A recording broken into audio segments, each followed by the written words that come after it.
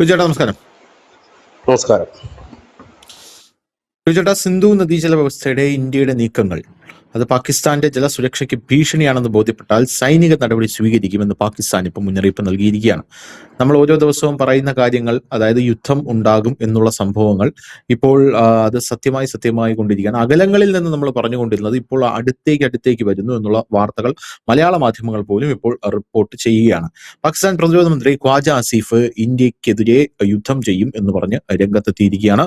നിലവിൽ നിർത്തിവെച്ചിരിക്കുന്ന സിന്ധു നദീജല കരാറിനെ ചൊല്ലിയുള്ള തർക്കം രൂക്ഷമാകുകയാണ് എന്നാണ് പാക് മന്ത്രിയുടെ പ്രസ്താവന. ഈ ഒരു പ്രസ്താവന ഇവിടെ നടക്കുമ്പോഴും അപ്പുറത്തെ സൈഡിൽ നിന്ന് പാകിസ്ഥാൻ പ്ലീഡ് ചെയ്യുകയും ചെയ്യുന്നുണ്ട്, ഒരു ചർച്ചയ്ക്കെങ്കിലും ഇന്ത്യ തയ്യാറാകണം എന്ന് പറഞ്ഞുകൊണ്ട് പാകിസ്ഥാൻ പ്ലീഡ് ചെയ്യുന്നുണ്ട്. 2028 ജൂണോടെ പാകിസ്ഥാനിലേക്കുള്ള സിന്ധു നദിയുടെ ഒഴുക്ക് പൂർണ്ണമായും തടയാനാകുമെന്നാണ് ഇന്ത്യയുടെ ജലശക്തി മന്ത്രി CR പാട്ടീൽ സൂചിപ്പിക്കുന്ന വീഡിയോ ക്ലിപ്പ് പുറത്തു വന്നത് കഴിഞ്ഞ ദിവസം.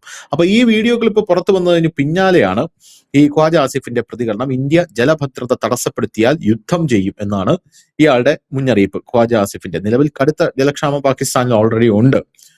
ഒരു പ്രധാന ദേശീയ സുരക്ഷാ വിഷയമായാണ് ഇതിനെ ഞാൻ കാണുന്നതെന്നും ആസിഫ് പറഞ്ഞു. സിന്ധു നദീതടത്തിലെ ജലലഭ്യതയ്ക്ക് ഗുരുതരമായിട്ടുള്ള ഭീഷണിയുണ്ടെന്ന് തോന്നിയാൽ രൂക്ഷമായി പ്രതികരിക്കാൻ മടിക്കില്ല എന്നും ഇയാൾ പറയുന്നുണ്ട്. അപ്പൊ ഈ ഖ്വാജ ആസിഫിനെ കുറിച്ച് പറയുകയാണെങ്കിൽ ഇയാൾ എല്ലാ കാര്യത്തിനും അഭിപ്രായം പറയുന്ന ഒരാളാണ്. നമുക്ക് ഇയാളുടെ ഈ ഒരു മുന്നറിയിപ്പ്, ഇയാളൊരു പ്രതിരോധ മന്ത്രി കൂടെയാണെങ്കിലും ഇയാളുടെ ഈ ഒരു മുന്നറിയിപ്പ് ഇന്ത്യക്ക് മുഖവിലേക്ക് എടുക്കേണ്ടതായിട്ടുള്ള ആവശ്യമുണ്ടോ, അതേ ജസ്റ്റ് ഒരു ഫുളിഷ്നെസ് ആയിട്ടോ അല്ലെങ്കിൽ ജസ്റ്റ് ചുമ്മാ ഇയാള് നടത്തുന്ന ഒരു വായ്ത്താളമായിട്ടോ കണക്കാക്കിയാൽ മതി? ഇതിനകത്ത് ഈ കഴിഞ്ഞ ഒരാഴ്ചക്കുള്ളിൽ സംഭവിച്ച 3 കാര്യങ്ങൾ, അത് 2 നേതാക്കന്മാരുടെ പ്രസ്താവന, വേറൊരു സംഭവം, ഈ 3 കാര്യങ്ങൾ കൂട്ടി വായിച്ചാൽ എന്തോ ഒന്ന് സംഭവിക്കാൻ പോകുന്നു, ഇന്ത്യയുമായി ചേർന്നുകൊണ്ട് എന്തോ ഒന്ന് സംഭവിക്കാൻ പോകുന്നു എന്നുള്ളത്. അതിലൊന്ന് ശ്രീമാൻ ഡൊണാൾഡ് ട്രംപിന്റെ പ്രസ്താവന. അത് 4 ദിവസം മുമ്പായിരുന്നു. G7 ഉച്ചകോടിയിൽ ശ്രീമാൻ നരേന്ദ്രമോദി പങ്കെടുത്തപ്പോൾ അദ്ദേഹം പറഞ്ഞത് ഇന്ത്യ ആരെങ്കിലും ആക്രമിച്ചാൽ ഞങ്ങൾ ഉണ്ടാകും കൂടെ. അത് ഞാൻ പറഞ്ഞു, അതിനകത്ത് എന്തോ ഒരു കെണി പോലെയാണ്. കാരണം അതിനകത്ത് അത് പറഞ്ഞപ്പോഴും പ്രധാനമന്ത്രി ഒന്നും മൈൻഡ് പോലും ചെയ്തില്ല പറഞ്ഞതിന്. എന്തോ കുത്തിപ്പറയുന്ന പോലെ തോന്നുന്നു എന്ന് പറയുന്നതൊക്കെ ഒരു സംഭവം. അതിനുശേഷം അവർ ചെയ്തൊരു കാര്യം, ഇൻഡോ പസഫിക് അവരുടെ ഒരു വിങ് ഉണ്ട്, കമാൻഡ്, ഇൻഡോ പസഫിക് കമാൻഡ് ഉണ്ട് അമേരിക്കയുടെ. അതിൽ നിന്ന് ഇൻഡോ എന്നുള്ള പേരെടുത്തു മാറ്റി. 2017 ഈ പേര് വെക്കുന്നത്, ഇൻഡോ പസഫിക്.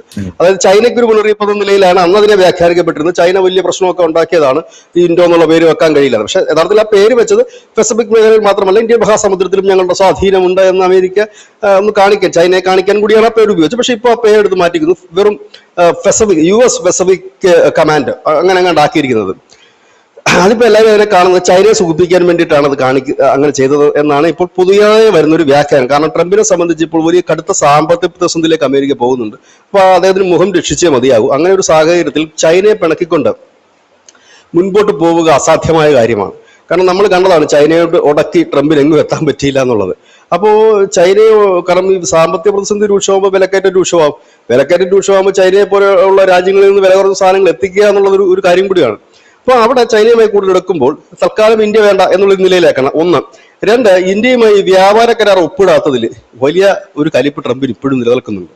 കാരണം ട്രംപിനെ സംബന്ധിച്ച് നവംബറിൽ നടക്കുന്ന ഉപതെരഞ്ഞെടുപ്പ് അടക്കം, ഇപ്പോൾ അവിടെ അമേരിക്കയിൽ നടന്ന സർവേയിലടക്കം ട്രംപിന്റെ ജനപ്രീതി വളരെയധികം കുറഞ്ഞു തുടങ്ങിയിരിക്കുന്നു. 65% പേരും ട്രംപിനെതിരായിരിക്കുന്നു. യുദ്ധത്തിന്റെ കാര്യത്തിലായാലും മറ്റു സാമ്പത്തിക പ്രശ്നത്തിന്റെ കാര്യത്തിലായാലും. ഇവിടെ ശ്രദ്ധേയമായ ഒരു കാര്യം കൂടി എന്ന് വെച്ച് കഴിഞ്ഞാല്, ഇപ്പോൾ ഈ ഇന്ത്യയുമായും ചൈനയുമായും വ്യാപാര കരാർ ഒപ്പിടാമെങ്കിൽ ട്രംപിന്റെ ജനപ്രീതിക്ക് അതൊരു വലിയ അളവ് വരെ പ്രയോജനം ചെയ്യും. പക്ഷെ ഇവിടെ ഇന്ത്യ അതിന് വലിയൊരു പ്രാമുഖ്യം കൊടുക്കുന്നില്ല. ചെയ്യുന്നു, ഉടനെ ആകും എന്നൊക്കെ പറയുന്നുണ്ടെങ്കിൽ പോലും അത് ലാഗ് ചെയ്ത് പോവുകയാണ്. പല വിദഗ്ധരും കരുതുന്നത് 2028 ട്രംപ് അധികാരം ഒഴിയുന്നവരെ ഇതേ കണക്ക് ലാഗിങ് നടക്കാൻ സാധ്യതയുണ്ട്. ഇത് ട്രംപ് മുൻകൂട്ടി കാണുന്നുണ്ട്.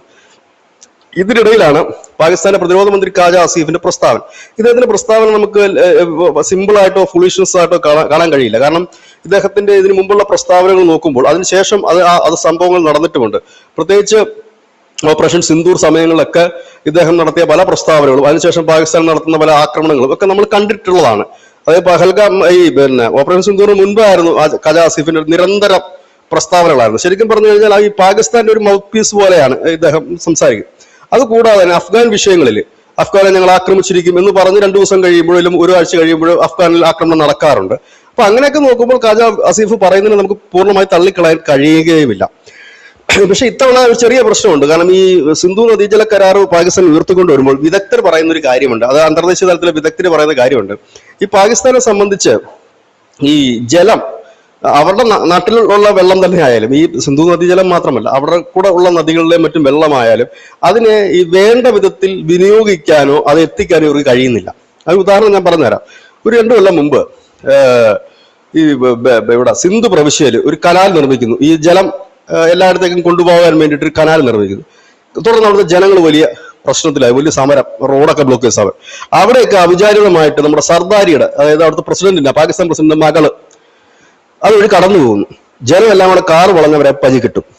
ഇതാണ് അവിടുത്തെ ഒരു ബേസിക് സാധനം. കാരണം ഇവിടെ ഈ ഒരു വെള്ളം ഡിസ്ട്രിബ്യൂട്ട് ചെയ്യാനുള്ള ഒരു അടിസ്ഥാനപരമായ കാര്യങ്ങൾ പോലും അവിടുത്തെ ഭരണാധികാരികൾ ചെയ്തു വെച്ചിട്ടില്ല. പിന്നെ 1960 കരാർ ഒപ്പിട്ടതാണ് സിന്ധു ജല കരാർ. കരാറിന്റെ കാലാവധിയും കഴിഞ്ഞു. ഈ കരാറിന്റെ 80% വെള്ളവും പാകിസ്ഥാനിലേക്ക് പോകുന്നു. കാരണം ഇത്രയും വെള്ളത്തിന്റെ ആവശ്യം പാകിസ്ഥാനിലേക്ക് ഇല്ല. അവർക്ക് ഇതിന്റെ വളരെ ചെറിയൊരു ശതമാനം ജലത്തിന്റെ ആവശ്യമേ ഉള്ളൂ. അത് തന്നെ തടയണ കെട്ടി നിർത്തുകയോ ഇല്ലെങ്കിൽ പിന്നെ ചെക്ക് ഡാമുകൾ കെട്ടുകയോ ഇല്ലെങ്കിൽ അത് കനാലിന് വഴി മറ്റിടങ്ങളിലേക്ക് എത്തിക്കുക, അങ്ങനെ ഒരു സിസ്റ്റങ്ങളും അവിടെ ഇല്ല. ഈ വെള്ളം വരുന്നു, ഈ 80% വെള്ളത്തിന്റെ ഭൂരിപക്ഷവും അത് വെറുതെ നഷ്ടപ്പെടുത്തുകയാണ്.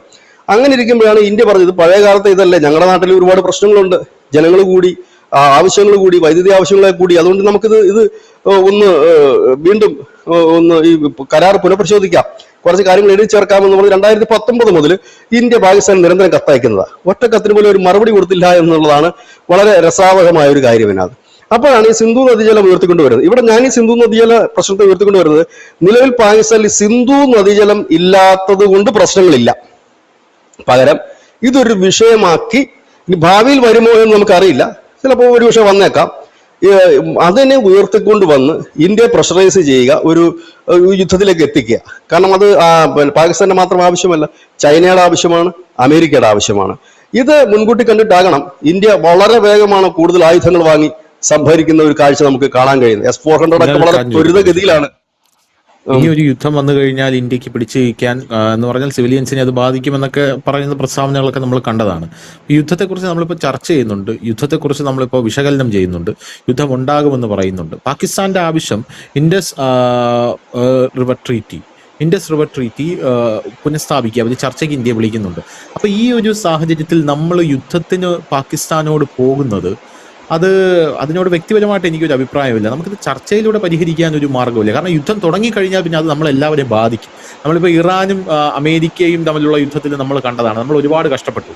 അപ്പോൾ പാകിസ്ഥാനുമായിട്ടുള്ളൊരു യുദ്ധം തുടങ്ങാനായിട്ട് എളുപ്പമാണ്. പക്ഷേ ഈ ഒരു ഘട്ടത്തിൽ ഇത് നമുക്കൊരു മേശയുടെ അപ്പുറം ഇപ്പുറം ഒന്ന് ചർച്ച ചെയ്ത് തീരുമാനിക്കാനുള്ള ഒരു കാര്യമാണ് എന്നെനിക്ക് തോന്നുന്നുണ്ട്. അല്ലെങ്കിൽ ഇന്ത്യ അത്രയ്ക്ക് കോൺഫിഡൻ്റ് ആയിരിക്കണം. ഒരു എന്ന് പറഞ്ഞാൽ അത്രയ്ക്ക് ഗംഭീരമായിട്ട് ഈ യുദ്ധത്തിൽ മുന്നോട്ട് പോകാൻ, ജനജീവിതത്തെ ബാധിക്കില്ല, മറ്റു ലോക രാഷ്ട്രങ്ങൾ ഇടപെടില്ല, അങ്ങനത്തെ രീതിയിലായിരിക്കണം കാര്യങ്ങൾ പോകുന്നത്. അപ്പോൾ അല്ലാത്ത പക്ഷം ഇപ്പോൾ ഇന്ന് ഞാൻ വായിച്ച ഒരു വാർത്ത എന്ന് പറഞ്ഞാൽ ഇന്ത്യ ബ്രിട്ടീഷ് ആർമിയുടെ കയ്യിൽ നിന്നും പുതിയ യുദ്ധവിമാനങ്ങൾ വാങ്ങുകയാണ്. അത് പഴയ യുദ്ധവിമാനങ്ങൾ ഇന്ത്യ വാങ്ങി പുതുക്കുകയാണെന്നുള്ളതാണ്. കാരണം ഇന്ത്യക്ക് 49 സ്ക്വാഡ്രൺ യുദ്ധവിമാനങ്ങൾ കുറവാണ്. അത് കുറവായതുകൊണ്ട് തന്നെ ഇപ്പോൾ പാകിസ്ഥാൻ ആക്രമിച്ചു കഴിഞ്ഞാൽ, ചൈനയുടെ ഭാഗത്തു നിന്ന് ഒരു ആക്രമണം ഉണ്ടായി കഴിഞ്ഞാൽ നോർത്ത് ഈസ്റ്റിൽ നമുക്ക് യുദ്ധവിമാനങ്ങൾ വിന്യസിക്കണം. അത് കുറവാണെന്നുള്ളതാണ്. അത് ഗുരുതരമായിട്ടുള്ള ഒരു വാർത്തയാണ്. അപ്പം നമ്മൾ കുറച്ച് സ്ട്രഗിൾ ചെയ്യുന്നുണ്ട്. അതിനെക്കാട്ടിലും നല്ലത് നമുക്ക് കീഴടങ്ങൽ എന്നുള്ളതല്ലേ ഞാൻ ഉദ്ദേശിക്കുന്നത്. നമുക്ക് ചർച്ച ചെയ്ത് പരിഹരിക്കാൻ പറ്റും. നരേന്ദ്രമോദി ഇസ്രായേലും ഗസയിലും പോലും പോയപ്പോൾ പറഞ്ഞത് നിങ്ങൾക്ക് ചർച്ച ചെയ്ത് പരിഹരിച്ചുകൂടെ എന്നുള്ളതാണ്. അങ്ങനെ പരിഹരിക്കാനുള്ള മാർഗങ്ങളില്ലേ, അല്ലെങ്കിൽ അത് നടക്കില്ലേ? എന്താണ് അതിലൊരു വിശദീകരണം? അത് ധനുഷിന്റെ മനസ്സല്ല പാകിസ്ഥാൻ. നിങ്ങളൊരു ശുദ്ധഗതിയായിട്ട് പറഞ്ഞതേ ഉള്ളൂ. ഇതിനകത്ത് സംഭവം എന്ന് വെച്ച് കഴിഞ്ഞാല്, അതാണ് ഞാൻ നേരത്തെ പറഞ്ഞ പോയിന്റ്. അതാണ് ഈ സിന്ധു നദീജല കരാർ അല്ല ഇതിന്റെ വിഷയം. പാകിസ്ഥാൻ എന്നൊക്കെ ഇന്ത്യക്കെതിരെ അറ്റാക്ക് നടത്തിയിട്ടുണ്ടെങ്കിൽ അത് പാകിസ്ഥാന് വേണ്ടിയിട്ടായിരുന്നില്ല.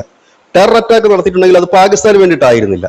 അമേരിക്കയും ചൈനയുടെയും പ്രഷറൈസ് ചെയ്യാൻ, ഇന്ത്യയിൽ പ്രശ്നങ്ങൾ ഉണ്ടാക്കാൻ, ഇല്ലെങ്കിൽ ഇന്ത്യ സാമ്പത്തികമായി കുതിക്കുന്ന സമയങ്ങൾ നോക്കൂ. നമ്മള് ഭീകരവാദവും മറ്റുള്ള സംഭവങ്ങളും ഒക്കെ നടക്കുന്ന സമയം നമ്മൾ നോക്കണം. ഒന്നുകിൽ നമ്മുടെ ഒരു സാമ്പത്തികമായി ഉണർവ് പ്രാപിക്കുന്ന ഒരു സമയമായിരിക്കും, ഇല്ലെങ്കിൽ നമ്മുടെ ഇവിടെ എന്തെങ്കിലും വലിയ പ്രൊജക്റ്റുകൾ, അതായത് ഊർജ്ജ സംബന്ധമായിട്ടുള്ള വലിയ പ്രൊജക്റ്റുകൾ വരുന്ന സമയത്തായിരിക്കും. ഇല്ലെങ്കിൽ അങ്ങനെയുള്ള സമയങ്ങളിലാണ്, ആ ഒരു ടൈം നോക്കിയിട്ടാണ് ഈ ഭീകരവാദവും കാര്യങ്ങളൊക്കെ. അത് രാജ്യത്തെ അസ്ഥിരപ്പെടുത്തുക എന്നുള്ള ലക്ഷ്യമാണ്. ഇതിന്റെ പിന്നിൽ അവരല്ല. അവര് ശരിക്കും എന്താ പറയുക, ഒരു ഗതിയും പരഗതിയും ഇല്ല. അപ്പോൾ എവിടുന്ന് കിട്ടുന്ന പണം അത് വാങ്ങിക്കൊണ്ട് പണിയെടുക്കുക എന്നുള്ളത് മാത്രമേ ഉള്ളൂ. ഇവിടെ ഇപ്പൊ ഇവർക്ക് പറയാനൊരു വിഷയം എന്താണെന്ന് വെച്ചാൽ സിന്ധു നദീജല പ്രശ്നമാണ്. ഇപ്പൊ ധനുഷ് പറഞ്ഞത് കണക്ക് നാളെ ഒരു ചർച്ച വന്ന് നമ്മൾ ശരി വെള്ളം തരാം എന്ന് പറഞ്ഞതുകൊണ്ട് ഈ പ്രശ്നങ്ങൾ തീരില്ല. അതിന്റെ അടുത്ത ദിവസം തന്നെ പാകിസ്ഥാൻ ഒരു ടെറർ അറ്റാക്ക് ഇവിടെ നടത്തും. കാരണം ഇത് പാകിസ്ഥാന്റെ ആവശ്യമല്ല, പാകിസ്ഥാൻ ജനതയുടെ ആവശ്യമല്ല. പകരം ഇത് അമേരിക്കയ്ക്ക് ഇന്ത്യ ഒരുപക്ഷെ പ്രഷർ ചെലുത്തി കഴിഞ്ഞാൽ നമ്മൾ ജടപിടി എന്ന് പറഞ്ഞിട്ട് ചിലപ്പോൾ വ്യാപാര കരാർ ഒപ്പിട്ടേക്കാം. ചൈനയെ സംബന്ധിച്ചാണെന്നുണ്ടെങ്കിൽ ചൈന ഇപ്പോൾ സാമ്പത്തികമായി അല്പം പ്രതിസന്ധിയിലാണ്. അപ്പോൾ സ്വാഭാവികമായി ചൈനയുടെ അടുത്തുള്ള ഒരു രാജ്യം, സാമ്പത്തികമായി ഉയർന്നുകൊണ്ട് നിൽക്കുന്ന രാജ്യം, അവർക്കൊരു പണി കൊടുക്കാം. ഒരു യുദ്ധത്തിലേക്കോ സംഘർഷത്തിലേക്കോ പോവുകയാണെങ്കിൽ അവരുടെ ഈ വളർച്ച പെട്ടെന്ന് ഒടിച്ചു പോകും, ഇല്ലെങ്കിൽ നിന്നു പോകും എന്ന് അവർ കരുതുന്നുണ്ടാകും. ഇങ്ങനെ അനവധി കാര്യങ്ങളുണ്ട്. കാരണം ഇന്ത്യയോട് ശത്രുതയുള്ള ഒരുപാട് പേരുണ്ട് ഇതിനകത്ത്. കണ്ണുകളിയും അസൂയയും ശത്രുതയുമുള്ള ഒരുപാട് പേരുണ്ട്. അതിനകത്ത് പ്രത്യക്ഷ ശത്രുവായ പാകിസ്ഥാൻ അവർ യൂസ് ചെയ്യുന്നത് മാത്രമേ ഉള്ളൂ. അതുകൊണ്ട് തന്നെയാണ് ആ ചർച്ചയ്ക്ക് പ്രസക്തിയില്ല. കാരണം ചർച്ചയ്ക്ക് പ്രസക്തിയില്ലെന്ന് വെച്ചാൽ ഇന്ത്യയും പാകിസ്ഥാനും തമ്മിൽ എന്തോരം തവണ ചർച്ച ചെയ്തിട്ടുണ്ട്, എത്രയോ തവണ ചർച്ച ചെയ്തിട്ടുണ്ട്. ഈ നരേന്ദ്രമോദി തന്നെ പാകിസ്ഥാനിൽ പോയിട്ടില്ലേ? പാകിസ്ഥാനിൽ പോയിട്ടുണ്ട്. ഷഹബാസ് ഷെരീഫും മറ്റുള്ളവരുമായി സംസാരിച്ചിട്ടുണ്ട്. ഇതെല്ലാം നടന്നിട്ടുള്ള കാര്യങ്ങളല്ലേ. അപ്പൊ ചർച്ചയ്ക്ക് ഇവിടെ പ്രസക്തിയില്ല. കാരണം അവരുടെ ലക്ഷ്യം, കാരണം അവരെ കൊണ്ട് ഇത് ചെയ്യിക്കുന്ന ചില ലക്ഷ്യങ്ങളുണ്ട്. പക്ഷെ ഇത്തവണത്തെ ഈ യുദ്ധത്തിന് എനിക്ക് തോന്നുന്നത് കുറച്ചുകൂടെ ഒരു വൈഡ് ആംഗിൾ ഉണ്ടാകാൻ സാധ്യതയുണ്ട്. കാരണം ഇത് ഇന്ത്യ പാക് വാറിലേക്ക് മാത്രം ഒതുങ്ങി നിൽക്കില്ല. ഒരുപക്ഷെ പ്രത്യക്ഷമായി തന്നെ യൂറോപ്യൻ രാജ്യങ്ങൾ ഏതെങ്കിലുമൊക്കെ അമേരിക്ക അവരെ കൂടെ വെച്ചുകൊണ്ട് ഇവിടത്തേക്ക് ഇപ്പൊ തുർക്കി നേരത്തെ ഇറങ്ങിയതുപോലെ അമേരിക്കൻ സഹായത്താൽ മറ്റേതെങ്കിലും നാറ്റോ രാജ്യങ്ങൾ പാകിസ്ഥാനെ സഹായിക്കാൻ സാധ്യതയുണ്ട്. ചൈന അതുപോലെ പാകിസ്ഥാന്റെ പക്ഷത്തേക്ക് നിൽക്കാൻ സാധ്യത. പക്ഷെ ഇവിടെ ശ്രദ്ധേയമായ ഒരു കാര്യം ഞാൻ പ്രതീക്ഷിക്കുന്നു, എൻ്റെ ഒരു ഗസിംഗ് ആണ്, ഇസ്രായേൽ അവർ വളരെ സജീവമായി തന്നെ ഈ യുദ്ധത്തിൽ കാണും. കാരണം ട്രംപുമായിട്ട് ഇപ്പോൾ അത്ര വലിയ സ്വരച്ചേർച്ചയിലല്ല. പിന്നെ അവരുടെ ഏറ്റവും വലിയ ലക്ഷ്യം പാകിസ്ഥാനാണ്. കാരണം ഹമാസും ഹിസ്ബുള്ളയും ഇപ്പോൾ താവളടിക്കുന്നത് പാകിസ്ഥാനിലാണ്. അത് മാത്രമല്ല ഇന്ത്യയുമായി അടുത്ത ബന്ധമുള്ള ഒരു രാജ്യമാണ്. അതുകൊണ്ട് തന്നെ അവരുടെ ടെക്നിക്കൽ സപ്പോർട്ട് ഒരുപക്ഷെ ഇക്കാര്യത്തിൽ ഇന്ത്യക്ക് അവർ നൽകുക തന്നെ ചെയ്യും. അത് യാതൊരു ഡൗട്ടും ഇല്ലാത്ത കാര്യം. അങ്ങനെയാണെങ്കിൽ ഇന്ത്യക്ക് കുറച്ചുകൂടെ കൃത്യതയാർന്ന ആക്രമണങ്ങൾ പല രഹസ്യ കേന്ദ്രത്തിലും നടത്തുവാനും കഴിയും. ഇതാണ് ഇപ്പോൾ കാണുന്നൊരു കാര്യം. ഏതായാലും ആ യുദ്ധത്തിന്റെ ഒരു ആഗസ്റ്റിനോടാക്കാം, ഇല്ലെങ്കിൽ ആഗസ്റ്റൊക്കെ വരുമ്പോഴത്തേനും സാധ്യതകൾ വളരെ കൂടുതലാണ്. കാരണം അവരിപ്പോ ഈ പറയുന്ന കാര്യത്തിന് വലിയ ഇതൊന്നുമില്ല. കാരണം ടെക്നിക്കലി അവിടെ വലിയ ജലത്തിന് ബുദ്ധിമുട്ടുണ്ട്, ഇല്ലെന്നല്ല, ഭയങ്കര ബുദ്ധിമുട്ടുണ്ട്. പക്ഷെ ഈ സിന്ധു നദീ ജലത്തിന്റെ കുറവ് കൊണ്ട് അവിടെ വലിയ ബുദ്ധിമുട്ടില്ല. കാരണം ഇവരിത് എല്ലായിടത്തും ഡിസ്ട്രിബ്യൂട്ട് ചെയ്യാനുള്ള സംവിധാനം അവർക്കില്ല എന്നുള്ളതാണ്. ഈ ജലം പാഴായി കളയുക വരുന്നത്. അതാണ് വിഷയം. ഇപ്പൊ അതൊന്നും അല്ല വിഷയം. ഇപ്പൊ ട്രംപിനെ സംബന്ധിച്ച് എടാ പിടിയെന്നും പറഞ്ഞ് 2 കരാർ ഒപ്പിട്ടേ പറ്റും. ഒന്ന് ചൈനയുമായിട്ടുള്ള വ്യാപാര കരാർ, ഒന്ന് ഇന്ത്യയുമായിട്ടുള്ള വ്യാപാര കരാർ. എനിക്ക് തോന്നുന്നു ഈ 2 കരാറും ഈ അടുത്ത സമയത്ത് നടക്കാൻ സാധ്യതയില്ല. അതായത് ചർച്ചകൾ പല റൗണ്ട് നടന്നു പോകും എന്നുള്ളതല്ലാതെ അതിനകത്തൊക്കെ അപ്പുറത്തേക്കൊന്നും സംഭവിക്കാൻ സാധ്യതയൊന്നുമില്ല. പിന്നെ ഇപ്പോൾ ഒപ്പിട്ടിരിക്കുന്ന ഇറാൻ അമേരിക്ക കരാറിന് എത്ര നാളത്തേക്ക് ആയുസുണ്ടാകും? ലെബനനിൽ ഒരു വെടി പൊട്ടിക്കഴിഞ്ഞാൽ അപ്പം തീർന്നു കരാറ്. ഇറാനിലും അടിക്കണ്ട, ലെബനനിൽ വെടി പൊട്ടിക്കഴിഞ്ഞാൽ അപ്പം തീർന്നു. അത് ട്രംപിനും അറിയാം. അങ്ങനെ ആകപ്പാടെ കലങ്ങി മറിഞ്ഞു നിൽക്കുന്ന ഒരു സാഹചര്യമാണ്. ഏതായാലും നോക്കാം, നമുക്ക് ഓരോ ദിവസത്തെ അപ്ഡേറ്റോടെ നമുക്ക് പരിശോധിച്ച് പോകാം.